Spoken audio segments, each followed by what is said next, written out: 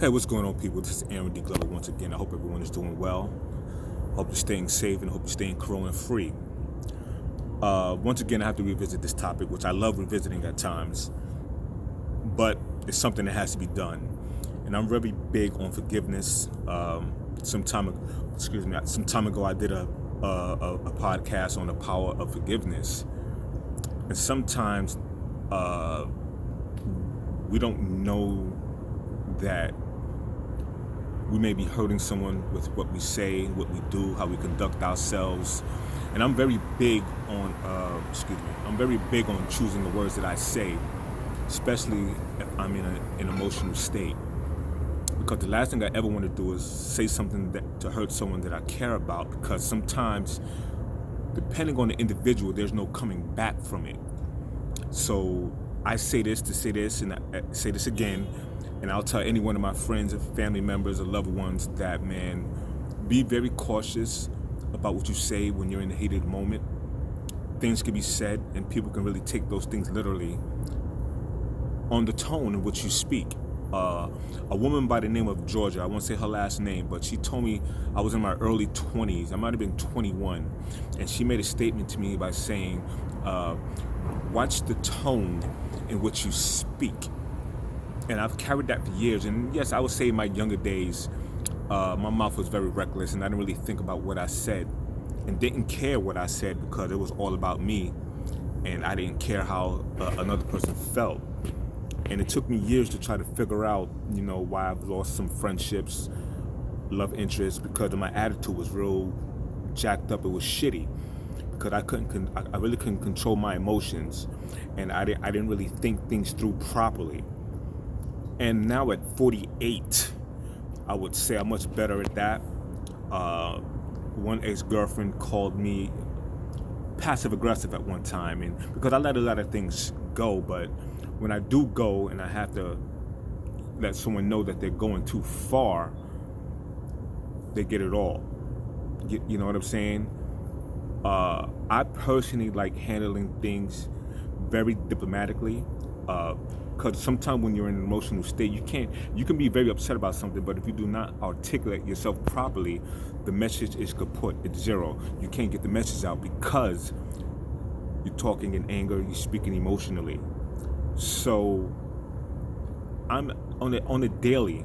I ask God to help me with that. I ask God to help me not be perfect, but to be proper and to be honest, and I ask God on a daily basis to help me be fair and to be a more loving individual, a more understanding individual. And it's very important. As you know, I stated the other day in one of my podcasts that black men and women are being shot down more and more. It seems like it's part of the daily right now when you can turn on the television or YouTube or Instagram or Twitter, and you'll see another victim being killed or beaten due to police brutality. We never know. So I always say show love when you can, because we're dying every day. We're being abused every day. So I say that to say this, man, let's try to love each other as much as we can while we're here. Most of you know who follow my channel, I lost my mom a few years ago, and her and I weren't on speaking terms. And every day I fight back tears at times, because, before my mom died, I never got to kiss her again. I never got to tell her I love her, despite whatever friction might have been going on between the two.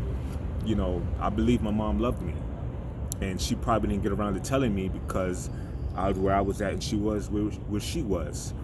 And like I said, I fight it daily because, the woman is the giver and the bearer of life. We travel through a woman's womb, and 9 months is a long time to carry a baby, right? So it should have only taken me 5 minutes just to pick up a phone and say, "Mommy, how you doing? Mommy, do you need anything? Mommy, are you hungry? How you doing? Mommy, I love you." But I didn't really take the time to do that because I was stuck on whatever I was stuck on, and I never really got the chance to really express myself. and I regret it every day. You know what I mean? I was fortunately enough to really have a bond with my dad before he passed away, and I wasn't as hurt because my father left in peace. He and I greeted each other with love and a hug, so I wasn't too uh, distraught, I would say, or an emotional wreck when my dad passed away. But when my mom passed away, it was very serious for me because, you know, I look just like my mom. For those of you who know my mother, you know what I'm talking about. And I share her lips, I share her eyes, her skin complexion, and her style of dress. You know what I mean? My mother was a very, not a flashy woman, but she was very, my mom can dress very well. She's a very beautiful woman. But I ain't gonna hold you guys up more. I just want to put this little message out there, man, and just try to do the best that you can. If you need help, you know what I mean. I say seek help. If you have if you're one of those people who have an issue expressing yourself, I'm right now at 48. I'm a big believer in going to see a therapist. You know, black men and women have always tried to get away from that. But I think it's important to speak to someone who may have a biased opinion, and not a biased, an unbiased opinion, and they can just give you the truth straightforward. There are people who are educated enough to tell you when you're full of shit by the words that come out of your mouth. And sometimes we need to be told that you sound like you're full of shit. You know what I'm saying? So it's very important that if you don't even seek a therapist, seek spiritual guidance. Speak to someone, an elder. Like I do it all the time when I speak to some of my elder friends, and I just give them the real deal, and they'll just tell me, "Yo, Aaron, man, you need to do, look into that. Take care of yourself. Mental health is very important. Again, especially in these times that we're living in now, because as a black man, we never know when our turn might come. And it's sad to say that because I believe every black man that I know think that their turn might be next. You know, it doesn't matter what state, it doesn't matter what city you're from, because black men are being targeted all over the country for whatever reason. But that's a whole other topic. But I do believe that once we become a united front, and this is not a racist statement that I'm making, so please don't misunderstand me to my white followers, whoever race or creed you might be.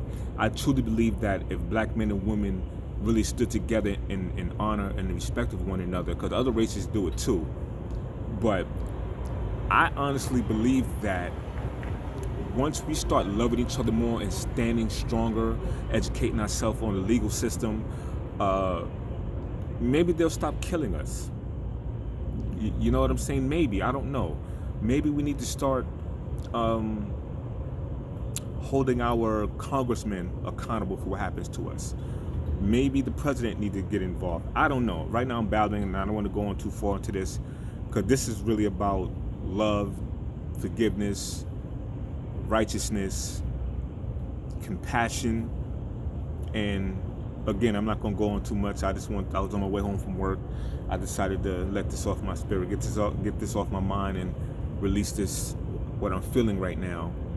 But as usual, stay cool. God bless. I love y'all. Be easy, and please stay safe, man. To all the brothers out there, I want you to go home safe. To all the sisters out there, I want you to go home safe. I want everybody to go home safe and stay corona free, man. Stay cool, and God bless, and I love y'all. Be easy, baby.